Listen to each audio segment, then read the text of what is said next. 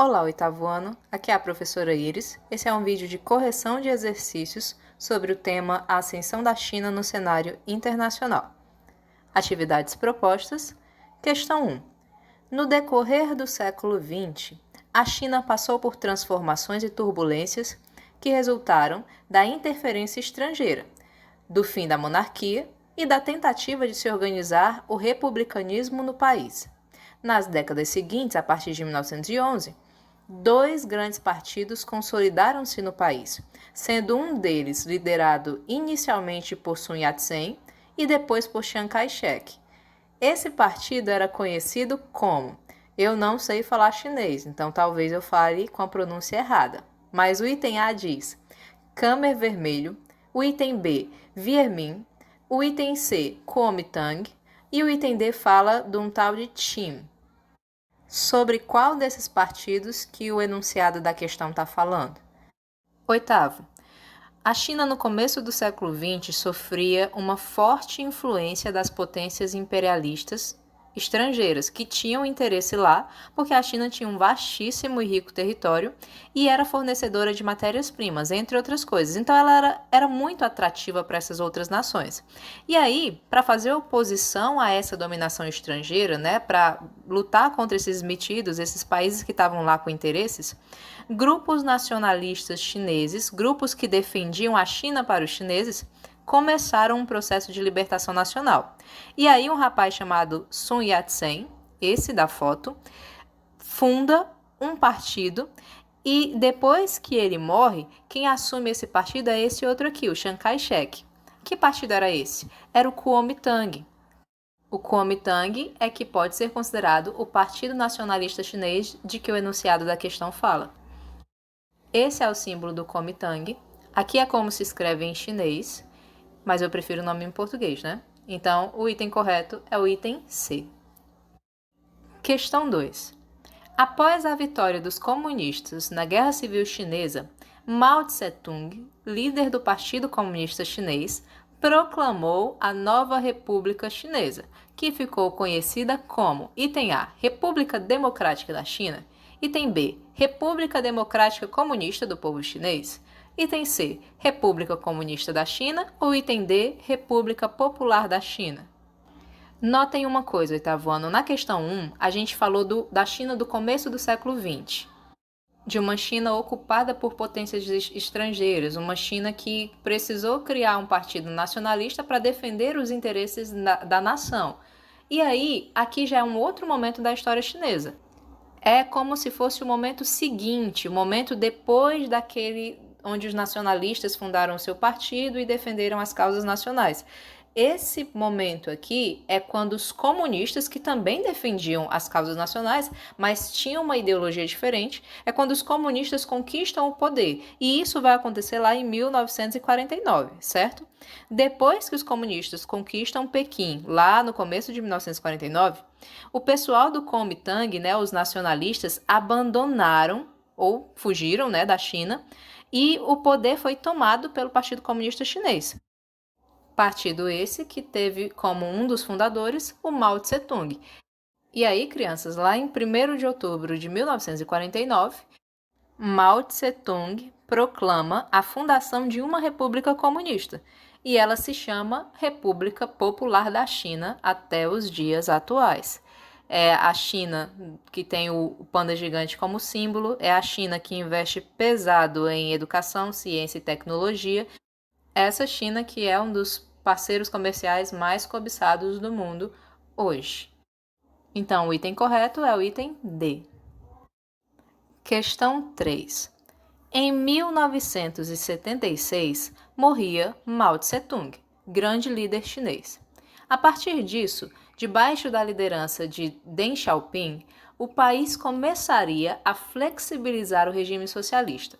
Buscava-se, então, uma difícil conciliação entre a abertura econômica em direção à economia de mercado e a preservação do regime político autoritário sob a hegemonia do Partido Comunista Chinês.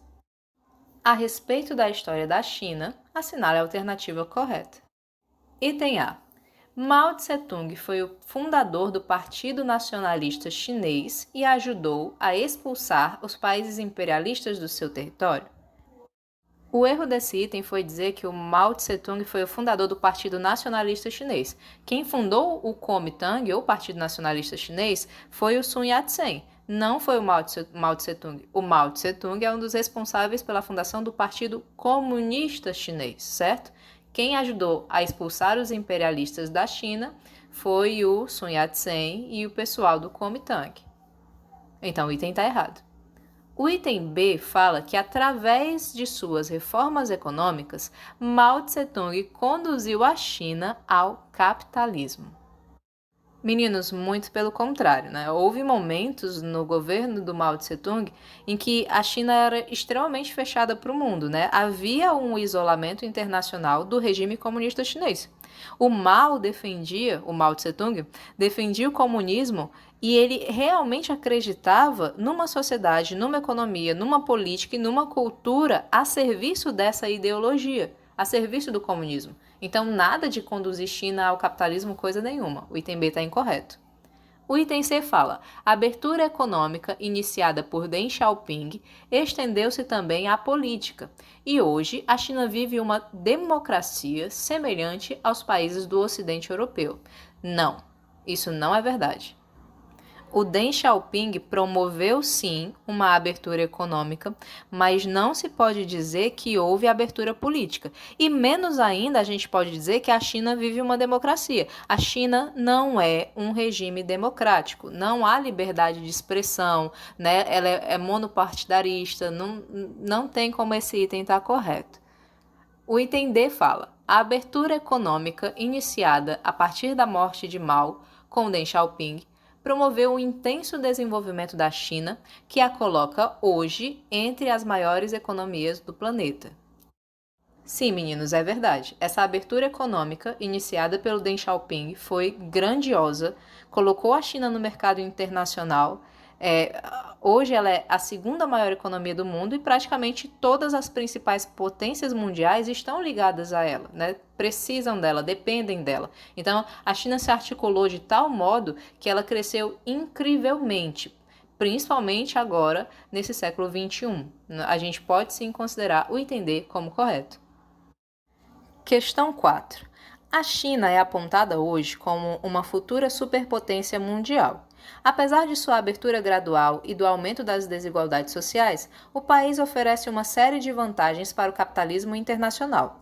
Assinale a única alternativa verdadeira em relação a essas vantagens. Item A.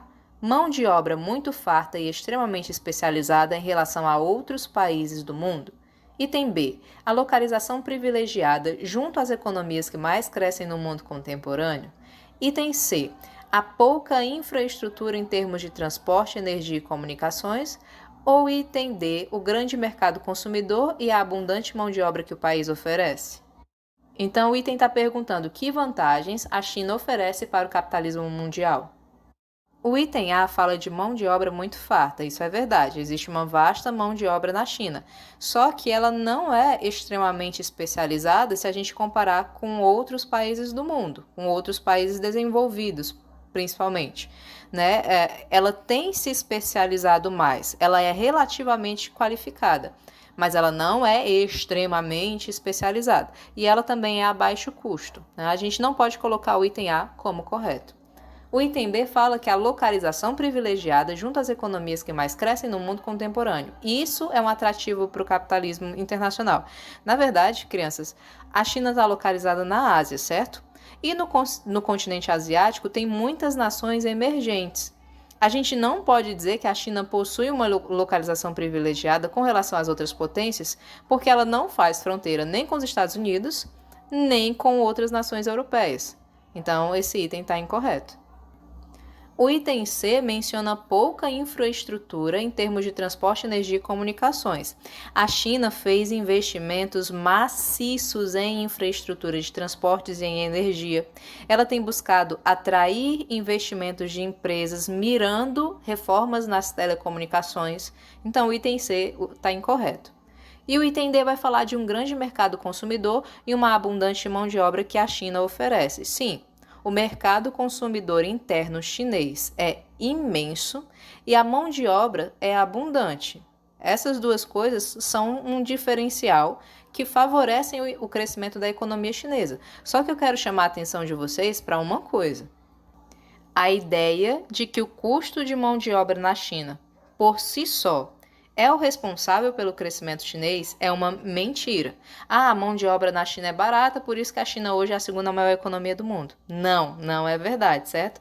A China é a segunda maior economia do mundo. A China atrai o capitalismo internacional porque ela é produtiva, porque ela investe em produtividade, porque ela investe em tecnologia, em inovação, porque o foco dela é o mercado externo, são as exportações. Então, não vamos nos enganar e achar que a China tem uma mão de obra barata e abundante e é por isso que ela é o que é. Não, isso é um mito, isso é uma mentira. A China é o que é porque ela tem um plano de crescimento econômico, porque ela tem o objetivo de se tornar a grande superpotência global. Questão 5. Nos últimos anos, acirrou-se a guerra comercial entre Estados Unidos e China, com a imposição mútua de tarifas e restrições. Com relação aos possíveis impactos dessa guerra comercial sobre a economia do mundo, assinale a alternativa correta. Item A. A guerra pode baixar os custos das exportações e gerar um ciclo de diminuição do comércio internacional. Item B. A guerra comercial entre Estados Unidos e China arrefeceu no governo Trump. Item C. Ela envolve apenas aspectos políticos que geram uma tensão crescente entre os dois países desde que a China desponta como uma grande economia com potencial para se tornar a maior do mundo. Ou item D. O conflito tende a afetar a economia de outros países, pois as cadeias de produção e consumo estão interligadas. Meninos, o item A está errado, porque essa guerra comercial que existe entre Estados Unidos e China não baixa custos das exportações, é o contrário, aumenta. A guerra comercial aumenta os custos das exportações. Essa guerra comercial, meninos, aumenta as tarifas. As tarifas aumentam os custos das exportações. Com essas exportações mais caras, isso gera um ciclo de diminuição do comércio internacional. Fica mais caro, o comércio fica mais enfraquecido, e se isso acontece, o crescimento da economia do mundo diminui. Não é só a questão do comércio, a economia como um todo vai sofrer. E aí o item A está errado porque não baixa custos, na verdade aumenta os custos das exportações e gera um monte de problema. O item B fala que a guerra entre essas duas nações arrefeceu no governo Trump. E aí, para vocês conseguirem saber se está certo ou se está errado, vocês teriam que procurar o significado de arrefecer. Arrefecer, meninos, quer dizer esfriar, ceder, abrandar, diminuir. Aí o item diz que essa guerra diminuiu no governo Trump. Será que é verdade? O que acontece de fato é que essa guerra comercial começou no governo Trump.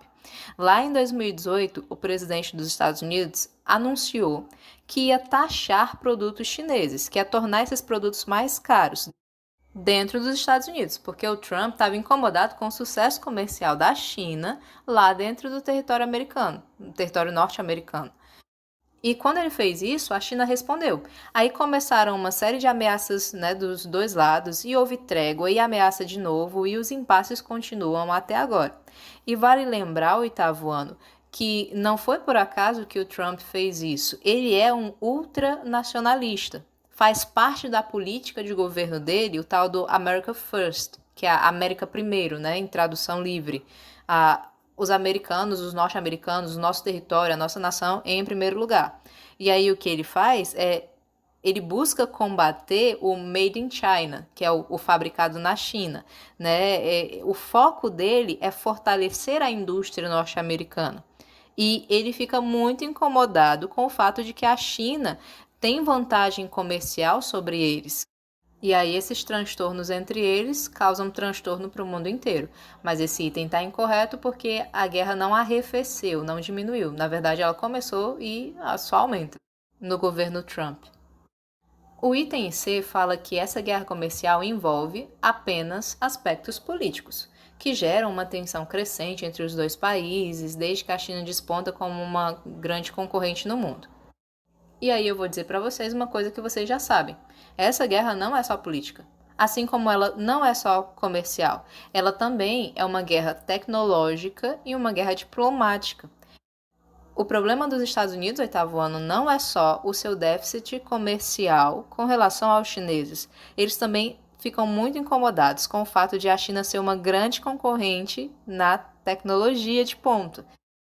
E os desentendimentos diplomáticos também só aumentam, né? Esse ano foi que a coisa ficou esculhambada de vez. No episódio recente, oitavo ano, o embaixador chinês na ONU ficou indignado com uma fala dos norte-americanos sobre a China ser responsável pela disseminação do novo coronavírus no mundo. E aí eu vou trazer para vocês em primeira mão, certo? Fofoca diplomática, o bate-boca que teve entre o embaixador chinês e a embaixadora norte-americana. Vejam isso. O embaixador chinês disse o seguinte, ó. Já chega, já criaram problemas suficientes no mundo. Isso falando dos Estados Unidos, né? Antes de apontar o dedo aos outros, qual é a causa dos 7 milhões de casos de infecção e mais de 200 mil mortes nos Estados Unidos? E ele disse mais, ele acusou os Estados Unidos de espalhar o vírus da desinformação. E ele continuou, não resolverão nenhum problema, parem de politizar o vírus. Uma grande potência deve se comportar como uma grande potência. E ele continua. Os Estados Unidos estão contra a comunidade internacional e completamente isolados. É hora de acordar. O que os Estados Unidos precisam fazer é parar de manipulação política, parar de rotular ou politizar o vírus, focar no combate ao vírus em casa e apoiar a ONU e a OMS, que é a Organização Mundial de Saúde. E aí, a embaixadora dos Estados Unidos responde: a decisão do Partido Comunista Chinês de ocultar a origem desse vírus, de minimizar seu perigo e de suprimir a cooperação científica transformou a epidemia local em uma pandemia global. E ela continuou: mais importante ainda, essas decisões já custaram centenas de milhares de vidas em todo o mundo. Deveria ter vergonha. Estou chocada e indignada com o conteúdo da discussão de hoje. Crianças em bom e velho cearês, e aí? Não riam, certo? O negócio foi pesado. É só para dar um exemplo para vocês de que a guerra não é só comercial ou política, ela também é diplomática, ela também é tecnológica e o negócio está aí esquentando. E aí o item D vem falar: o conflito tende a afetar a economia de outros países, pois as cadeias de produção e consumo estão interligadas. Isso é muito verdade, oitavo ano. As retaliações entre os dois, entre a China e os Estados Unidos, causaram a diminuição do comércio internacional. Os países emergentes foram os mais afetados, só para vocês terem uma ideia, né? E a boa vontade dos investidores diminui em períodos de guerra comercial. E aí, historicamente, ninguém ganha com uma guerra dessas. O que acontece é que uma guerra comercial gera instabilidade econômica, gera queda das bolsas de valores, ameaça a ordem internacional do comércio, porque as regras que antes eram válidas, que foram estabelecidas, são quebradas dentro de uma guerra comercial. Existe desemprego, existe diminuição de lucros em setores produtivos e como a gente vive no mundo globalizado e as economias estão interligadas e os mercados são dependentes uns dos outros, o que acontece com a China e os Estados Unidos vai afetar o planeta inteiro, porque essas são as duas maiores economias do mundo. É um efeito dominó, a gente pode colocar dessa forma. Então, o item D está correto. Meninos, é interessantíssimo estudar sobre China. É interessantíssimo estudar sobre Estados Unidos e estudar as relações entre os dois. E eu recomendo fortemente que vocês continuem estudando esse tema, independente de estar no currículo de vocês. Que vocês possam se interessar pela geopolítica global, porque afeta a nossa vida, afeta a nossa realidade e é muito bom a gente estar bem informado, né? Mas procurem fontes que vocês possam confiar, certo? Não vão acreditar em tudo que aparece para vocês, não. Observem as fontes, leiam mais de um veículo de informação, vejam várias notícias e assim vocês vão conseguindo entender melhor esse mundo em que vocês vivem, certo? Tem muita coisa acontecendo.